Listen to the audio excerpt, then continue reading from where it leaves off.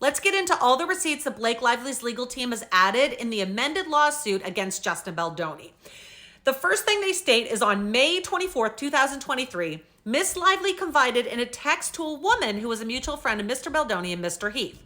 I was going to invite you to set tomorrow. These people, whoa, it's like HR nuts today, the both of them. I wasn't expecting that turn. I mean, it's been present, but today I came home and cried. Creeps. Like, keep your hormones to yourself. This is not mine. I don't want it. I don't want your gaze or words or tongue or videos of your naked wife. Yeah, it's shocking. Clowns. Blake's team has already mentioned earlier in this lawsuit that they are not going to be naming the women that also had issues on set because of the backlash the public has given to Blake Lively and anyone who has voiced their support. They have said, however, that all of these women that had issues with Justin Baldoni and Jamie Heath on set are going to be testifying and giving their statement during discovery. This next section says that Blake actually did report these situations to someone at Sony.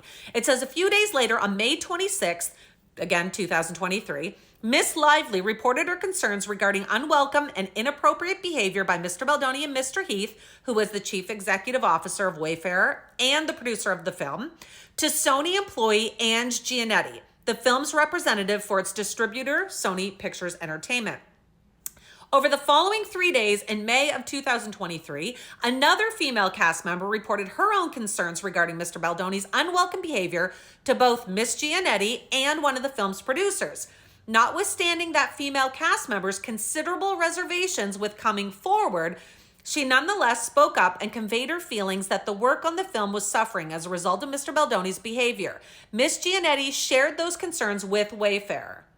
On June 1st, 2023, Mr. Baldoni responded to that female cast member in writing, acknowledging that he was aware of her concerns and that adjustments would be made. Now, again, we're going to get all of this in discovery, so no, this stuff is not all included in her lawsuit. It's going to come out in discovery and in court, and they've already said that. Notwithstanding that promise, Wayfarer took no actions to investigate this reported conduct, nor did it implement any protections at that time.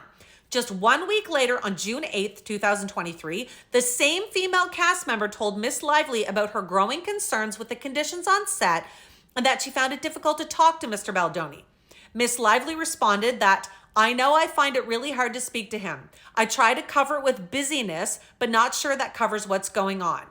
Later, another female cast member confided to Miss Lively that she too felt uncomfortable on set. All of this occurred and was documented in writing almost 1 year before the editing of the film even began. This next section is talking about the strike. So it says, as a result of the Guild strike, production of the film shut down on or about June 14th, 2023. In the midst of that shutdown, on October 13th, Miss Lively confided in a text to a female cast member that she was dreading going back to our film. I keep getting hits of the experience in really upsetting ways. The female cast member expressed empathy for Miss Lively and confirmed similar feelings. Before returning to production following the Guild strikes, based on Wayfarer's complete failure to investigate or address any of the complaints conveyed by Miss Lively and others, Miss Lively decided to speak up and require that Sony and Wayfarer agree to a set of protections to ensure a safe set for all of the cast and crew. In mid-November 2023, the parties agreed in writing to implement a list of protections in a contract entitled Protections for Return to Production. And it's attached in here, which we've all seen in her last statement, which included 17 provisions designed to require Wayfarer to cease the on-set behavior of Mr. Baldoni and Mr. Heath. These provisions were designed to remedy the misconduct that Miss Lively and others had reported earlier this year.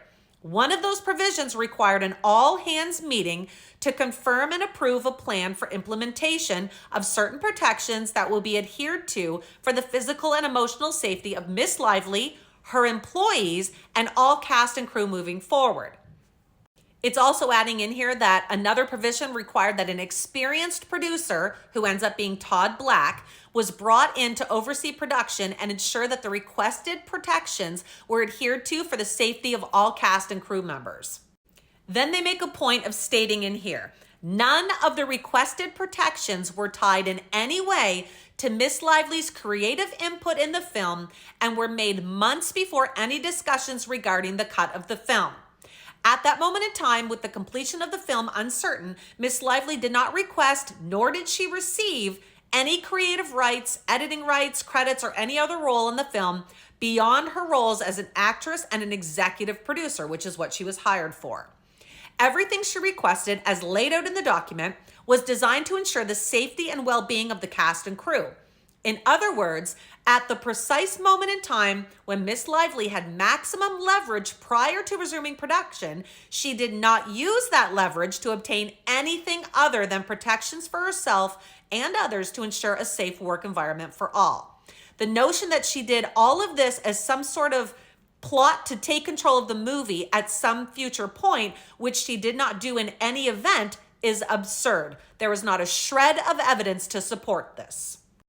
One of the things Justin Baldoni's team claims in his lawsuit is that the reason she came forward with her sexual harassment claims was to take over the movie. However, it's interesting to note, in his narrative and his timeline, there is not one text or one email, nothing from Blake Lively stating that she did any of this. Nothing saying she's not going to do things or refuse things or that she wants to take over.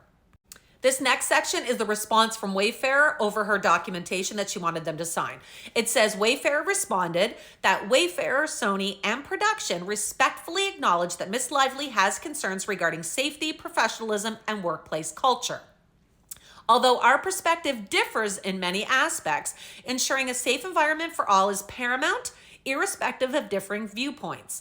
Regarding your outlined requests, we find most of them not only reasonable, but also essential for the benefit of all parties involved.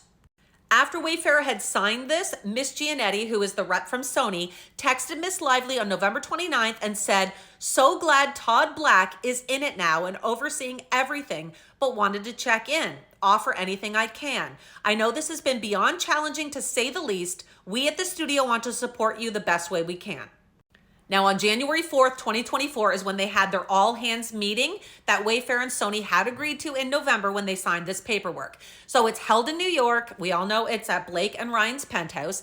And in attendance is Baldoni, Heath, Giannetti, which is the Sony rep, Mr. Sachs, Todd Black, Miss Lively, and Mr. Lively's husband, Ryan Reynolds, who Miss Lively chose as her representative, a choice which Miss Lively had the right to exercise under the November agreement, given that the meeting was about repeated sexual harassment and other disturbing behavior by Mr. Baldoni and Mr. Heath.